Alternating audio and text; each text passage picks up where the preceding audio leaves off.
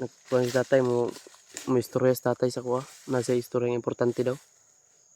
Kailangan natin halin.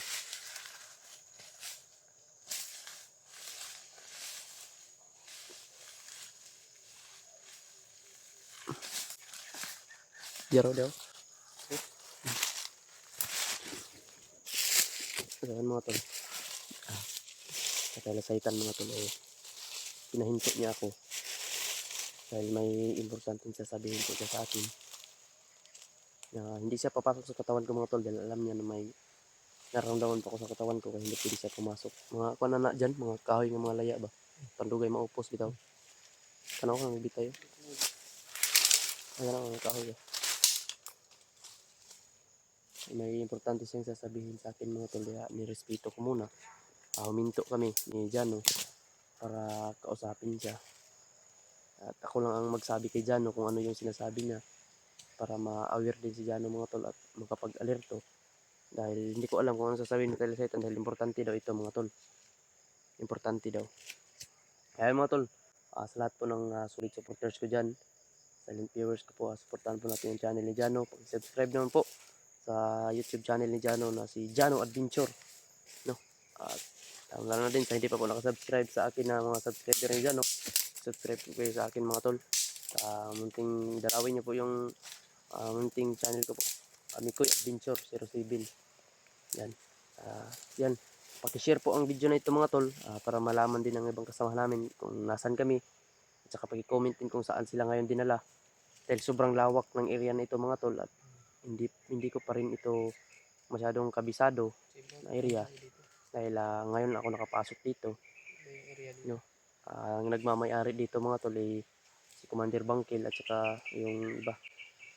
Tangahi din nila mga tol ay si Bagnot din.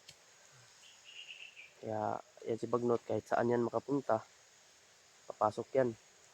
Kahit saan saang lugar papasok yan. Dahil yan yung mga ahid nila ba. Gahi kayo. So yun mga tol. No? Pagkisuportaan lang po ang aming channel.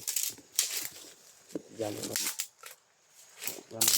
Aling muna kami mga tol dahil tatawagin po natin si Tatay Lasaitan upang alamin ko po kung ano yung importanteng sasabihin na sa akin mga tol.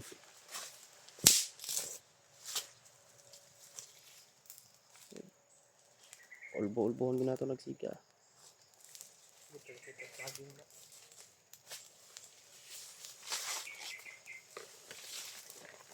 Kapag may saging na sugba ba?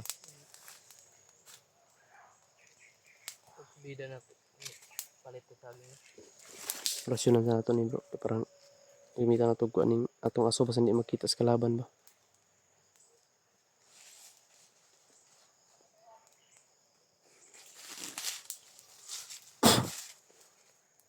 Paunggod.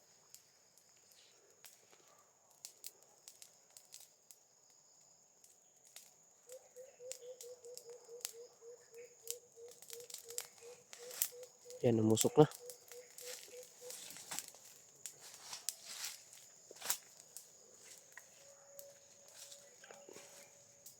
Ay, tatanong din natin kay Tatay Lasaitan kung saan dinala si Dib. Dahil Mabuti sana kung ano ba, yung ikinulong nila ba no, para di tayo mahirapan ba, isa lang yung puntarya natin. Kaso pagdating namin mga tol, bakas na lang yung naabutan kasi inilipat nila eh. Sa isang araw, ilipat na naman nila, ganyan ba. Yung parang mga mautak talaga yung mga Sila, tauhan gabi nila nila bangkil ilipat dito. para hindi matuntun. Kaya parang may mga ano, mga utakan talaga sila.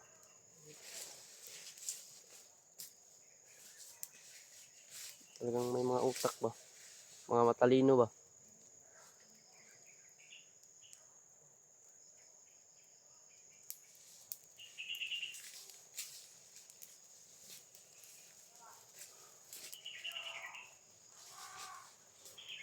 Singkit-singkit to. Pinsya mo na to, gisundan na to kina dyan. Mga tong gisundan na to. Singgit ba. Yung may nasundan kami mga 4 na bandido mga tol. Singkit-singkit. May sigaw ba.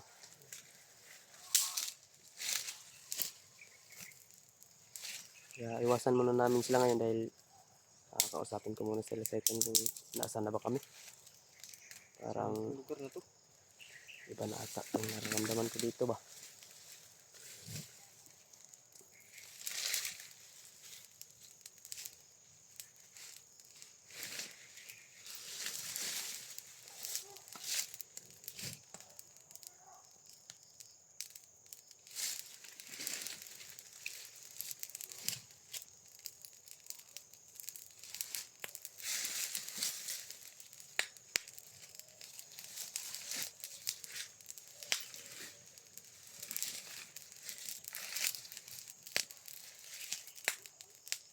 Kasi gano'n dyan.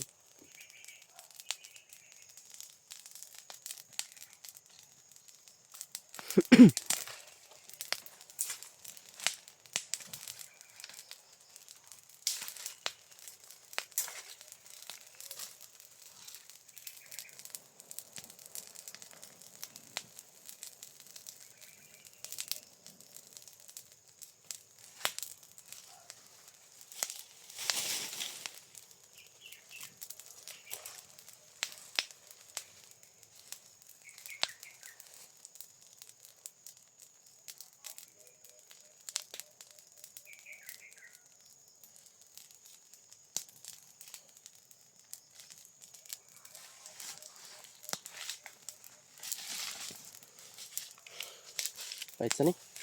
Okay na ni dyan.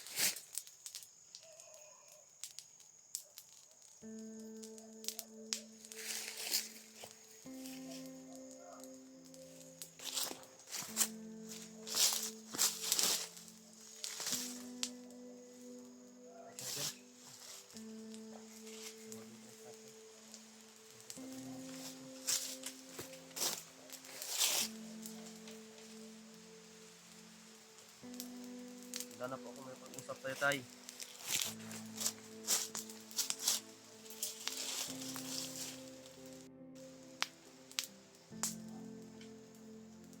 Sabihin mo na po kung ano yung gusto sabihin mo sa akin. Kung gaano ka-importante yan.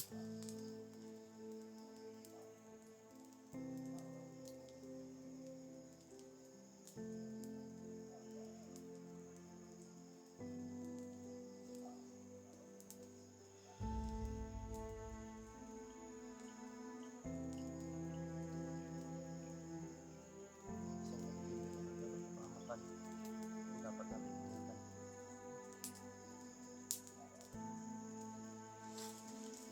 Dahil hindi na natin alam gaano kalakas ang kalaban natin.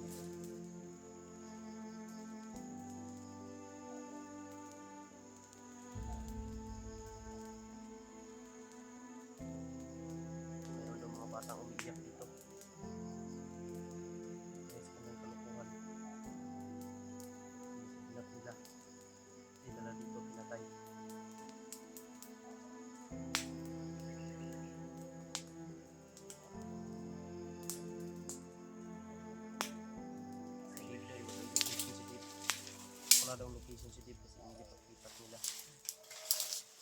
Malapit na daw natin matagpuan dyan. Kung may makita man daw tayong mga bandido, huwag muna natin galawin. Nasa malapit lang daw si Dave.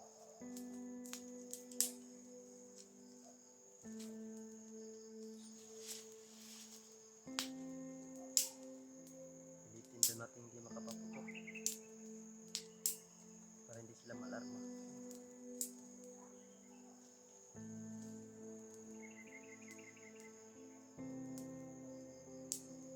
Bigyan mo po ako ng konting lakas tayo.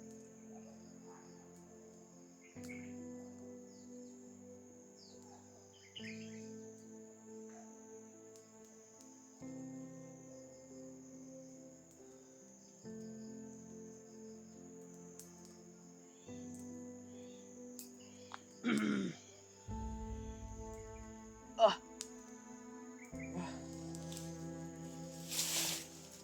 Tay!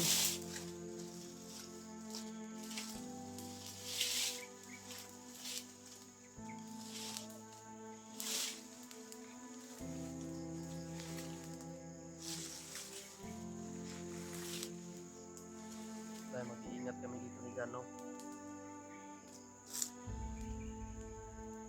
Hayaan mo po, Tay. Baka kung makapag-alay na naman ako sa iyo.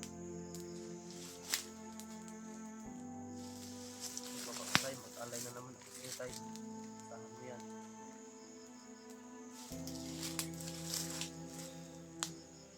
Salamat na lakas, Tay. Sa akin.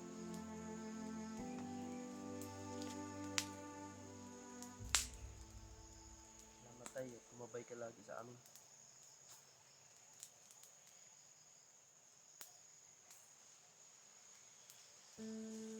Oo, Tay, mag-alay ako sa iyo.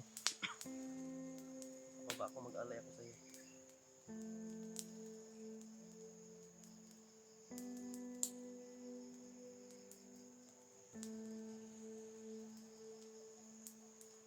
Naulo din dyan, kaya dumagan doon na yung oras nila.